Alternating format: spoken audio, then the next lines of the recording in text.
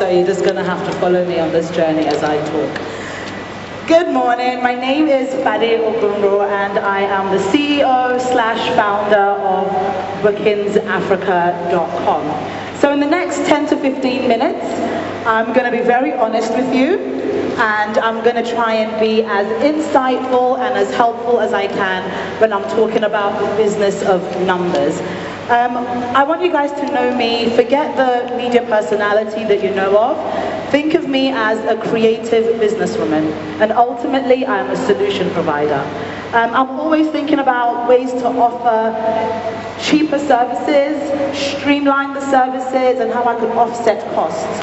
And this came about as my experience as a TV producer for my other company, Film Factory, which you may or may not have heard of.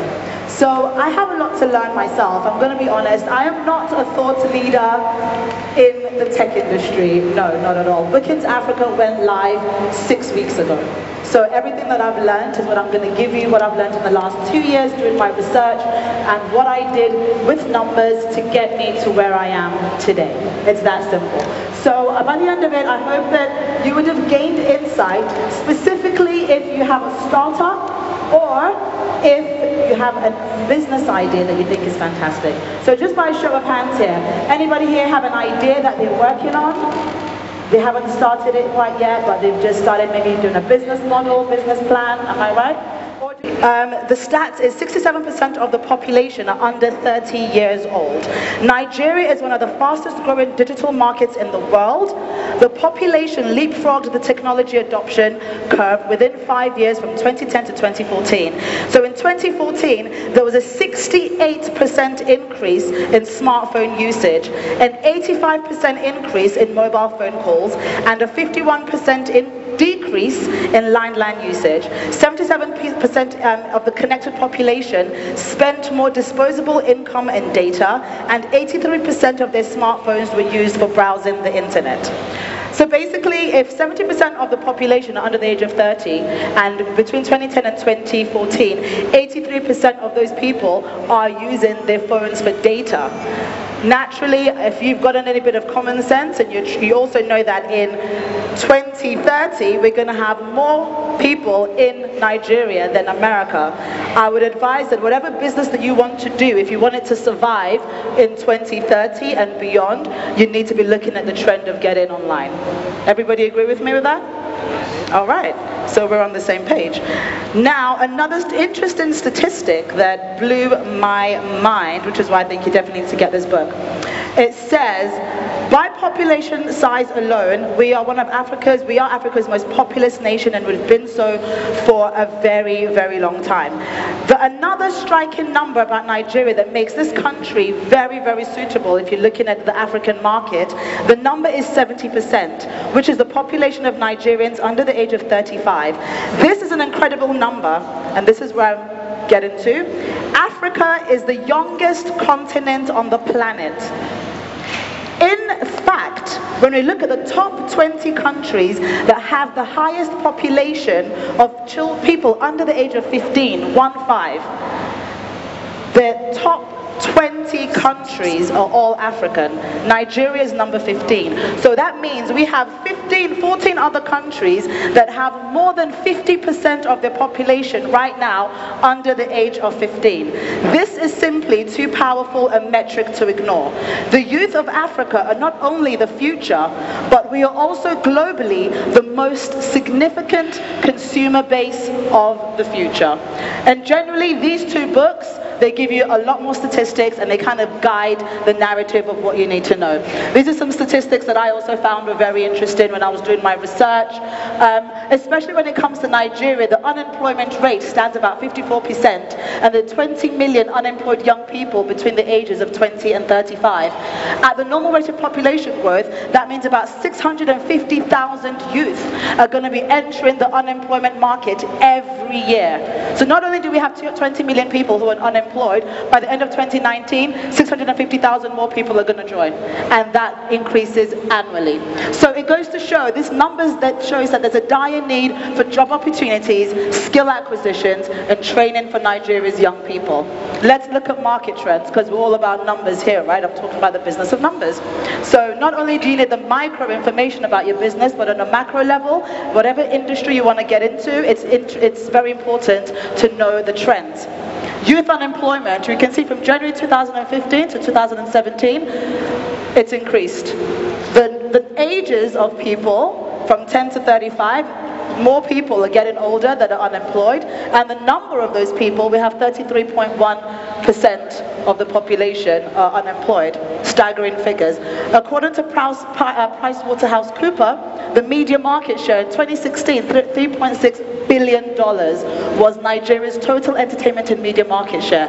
By 2019, the end of this year, they're predicting over $5 billion. So for me, I'm thinking, how can I harness this? I know there's loads of creative young people who are unemployed, and I know there's going to be more money being spent every year in the media industry. I'm going to get my foot in that door, right? So, wrong way. Another market trend, like I mentioned earlier from this book, is the aging population. In 2015, I'm just going to get a little bit closer here. We can see, this is from the World Health Organization, 30% of the population that is 60 years and above in 2015 in the far right of Asia, 10 to 30% that are over 60 years old. This was in 2015. You can see the massive blue across the world. 10 to 30% of the population in 2015 were over the age of 60 years old. Africa, we're grey. What does that mean? We're all young. There's no old people in Africa. That's a good thing if you're in business. If you look at young in the world, change in proportions from 1980 to 2015 to 2050. Notice the green, that's what you need to notice here. The world is getting older. Africa is the only one that has green by 2050. We're the only continent that really has green, which means 30% of our population, at least, are going to be between the ages of 10 to 24. Whilst everywhere else in the world, they're going to be 65 and above. So if you want to do business between years 2030 and 2050, you need to be speaking to the youth. We're going to have the global buying power. So whatever job whatever company, whatever startup that you want to get involved in, you need to make sure it's sustainable for that time to thrive. And Africa is a trend right now. Everybody's jumping on Africa. PricewaterhouseCoopers and WHO have these statistics. So a lot of these foreign companies already have these statistics, and they want to infiltrate the market right now, so they're going to be relevant by 2030 and 2050, which is why I believe everybody here, you need to buckle down, and for you to last, you need to think long term. There's going to be lots of volatile issues that you're going to face in the short term, but once you can ride that out, you're going to have market domination, and you're going to then have less of a barrier to entry for your competition. So I think it's very important for whatever business you want to do, adopt it now. So that is basically whatsoever. But I am, like I said, a solution provider. So I want to encourage everybody, even if you're not in the tech space, it doesn't matter. As long as tech is the solution to the business that you want to provide, there's ways that you can go about doing it. And you find a lot of information on YouTube. So here, Harvard iLab is a page that I found on YouTube, and it basically helps me with everything. It helps me with my business plan, my business model, my pitch deck, proof of concept. Everybody was throwing out the buzzword MVP. No, it's not most valuable player, minimum viable product. I learned all of that from the Harvard iLab series. It's basically a 1 hour video or 2 hour videos from Harvard University. So I almost feel like I have a master's degree right now. I literally probably watched about 40 hours. I went to school in January, February last year. Every night I would sit at home and I would watch one of these and make my notes. So everything from value propositions, roadmap to success, business model, hiring and building a team. I literally, like I said, had to teach myself from scratch. So if you are in your startup stages, this is one of the most important websites I think you should check out. Now.